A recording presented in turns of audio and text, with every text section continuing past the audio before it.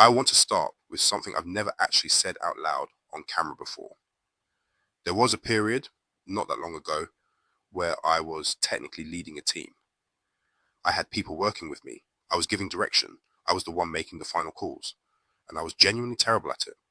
Not because I didn't care, not because I wasn't working hard, but because nobody had ever taught me how to lead people. And I had convinced myself that knowing how to do the work was the same thing as knowing how to lead people who do the work. It is not.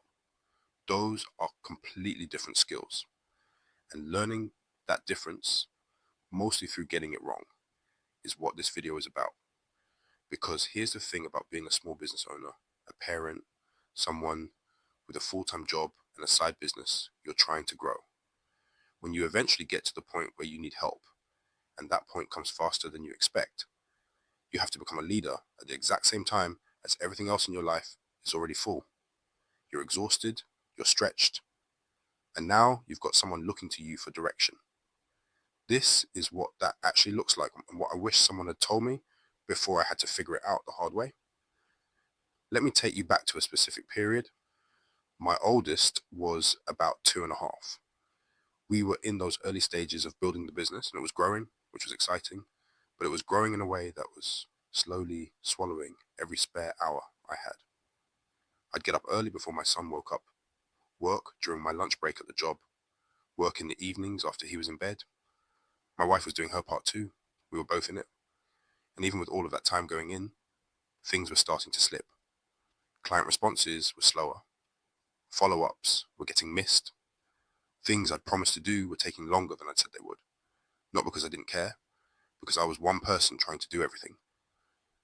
I remember my wife saying to me one evening, not as a criticism, just as an observation, she said, "You can't keep doing all of this yourself. Something's going to break." And she was right. I knew she was right. The question was what to do about it.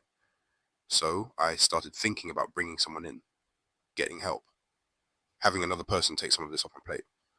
But here's what I don't hear people talk about: the resistance that comes before the decision. Because bringing someone in isn't just a practical choice. It's an emotional one. There's the money side of it.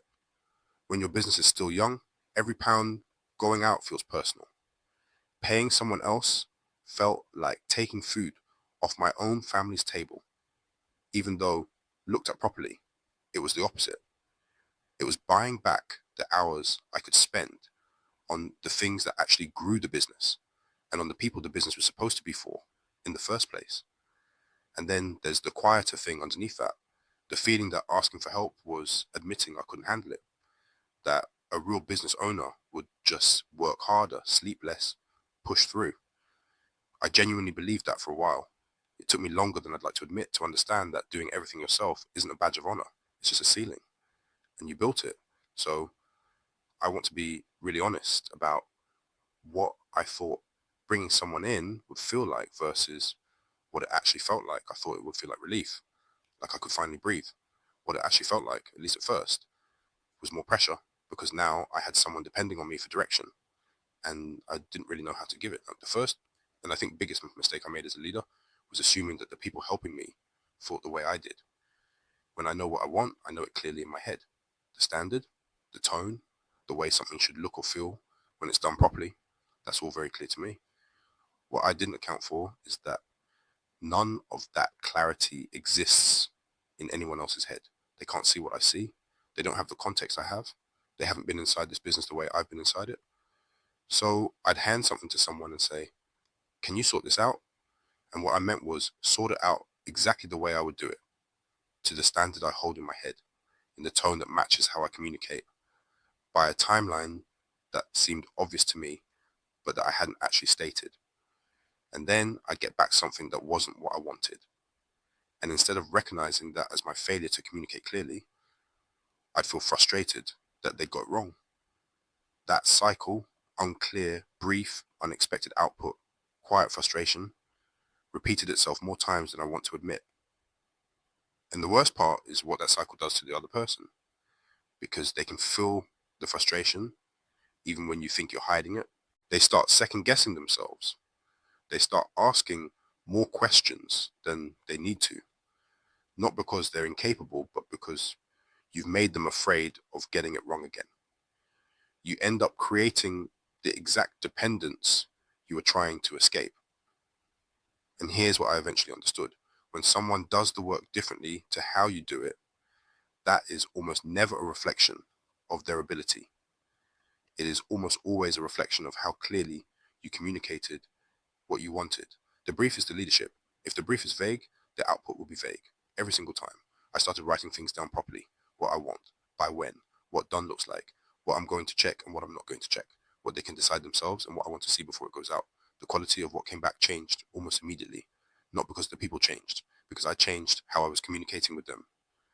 This is the one that I think most small business owners struggle with the most, and I include myself in that. When you've built something yourself, when you've done every single part of it, when your name and your reputation are on it, letting go of control is genuinely hard because you know exactly how you do it.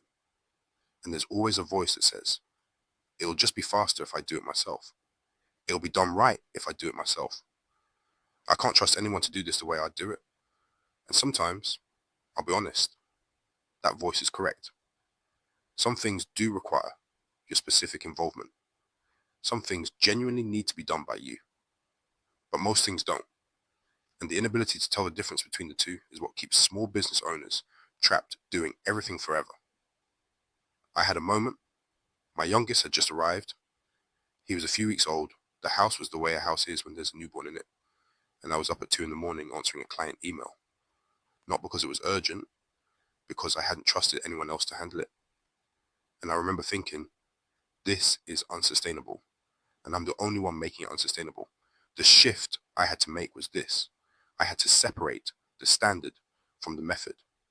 The standard, the quality, the outcome, the way the client feels at the end of it. That has to be protected.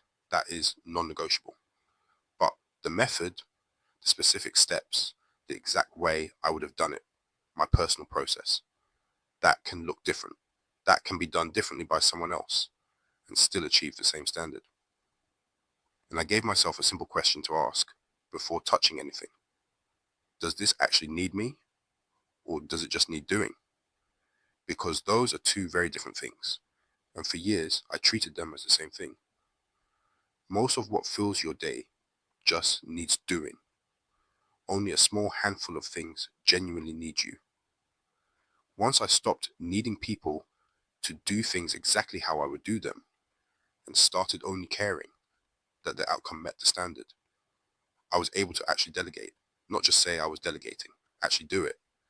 That's when the business started to feel like it had some breathing room for the first time. There's something specific about leading a very small team that I don't think gets talked about enough. When your team is small, and I mean really small, 1 or 2 people, the lines between leader and teammate blur constantly. You're directing someone's work, but you're also in the trenches with them. You're making the big decisions, but you're also doing some of the same tasks they are. You're the one they come to when something's wrong, but you're also trying to figure things out yourself in real time.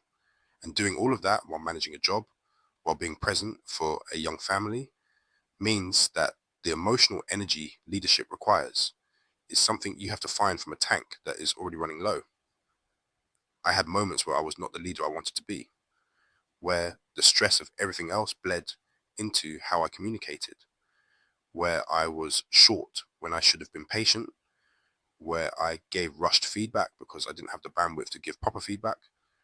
And what I've learned is the best thing you can do in those moments is be honest about it, not after a long gap, quickly.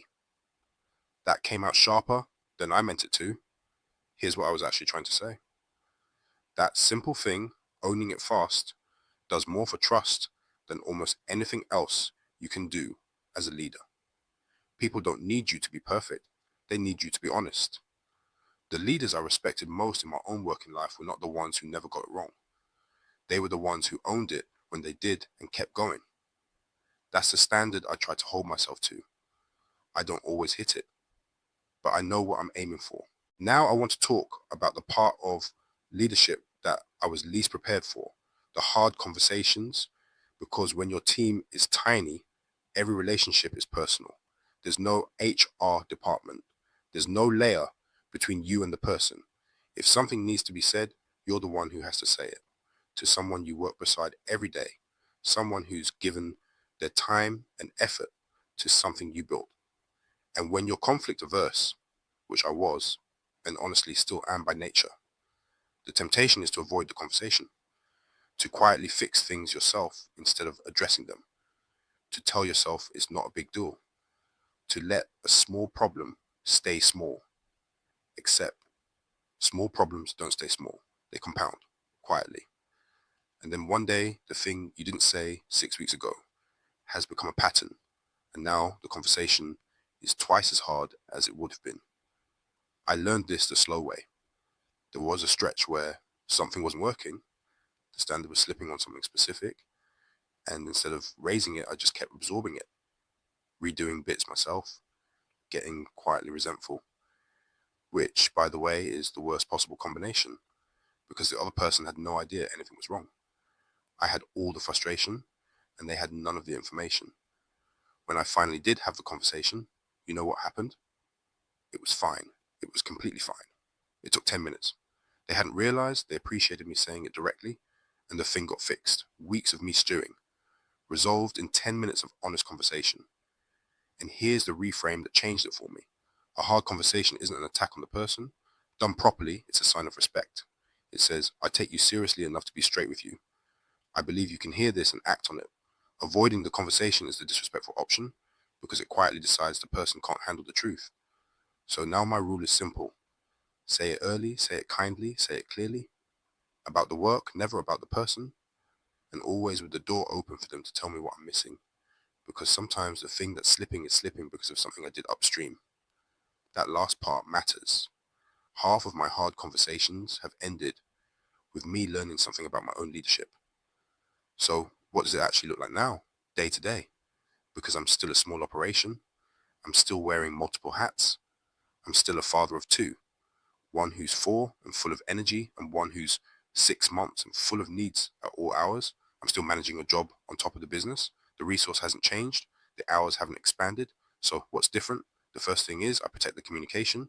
Before I hand anything to anyone, I slow down and make sure the brief is clear, even when I feel like I don't have time to slow down, especially then, because a vague brief always costs more time to fix than a clear brief takes to write. The second thing is I've accepted that good enough done by someone else is usually better than perfect done by me, because me doing it means I'm not doing the things only I can do. The third thing is I check in, not to control, but to support. Is there anything blocking you? Do you have what you need? Is this clear, or do you need me to add anything? Short questions, regularly, not hovering, connecting. The fourth thing is I say thank you, properly, specifically. Not a generic good job, but the way you handled that client message saved me an hour and the tone was exactly right.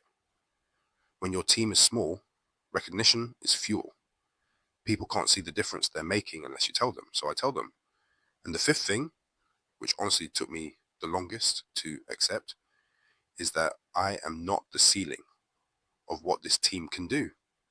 There are people helping me who are better than me at certain things, genuinely better. And the job of a good leader is not to be the best at everything, it's to put the right people in the right places and get out of the way. I'm still learning that, but I'm learning it. If you're at the stage where you're thinking about getting help, bringing someone in, building even the smallest version of a team, I want you to hear this. It will not immediately feel easier. That's not what it's for. It's for building something that can eventually run without you holding every single piece of it together by yourself. And the gap between where you are now and where that is, that gap is filled with communication, with trust, with getting it wrong and correcting it, with hard conversations had early instead of late, with learning how to lead people who are investing their time in something you built. That is not a small thing. That is one of the most meaningful parts of building a business, because at some point the business stops being about what you can do alone and it becomes about what you can build with other people. And that version of it, I promise you, is better. If you're in the middle of this right now, leading a small team, figuring it out as you go, some days getting it right and some days not, drop a comment. Tell me where you're at. And if this channel is new to you, subscribe, because this is what we do here. Real conversations about the real experience of building something. See you in the next one. Check the links in the description below. Hit that subscribe button if this was helpful, and honestly, go reclaim your time. I will see you in the next video.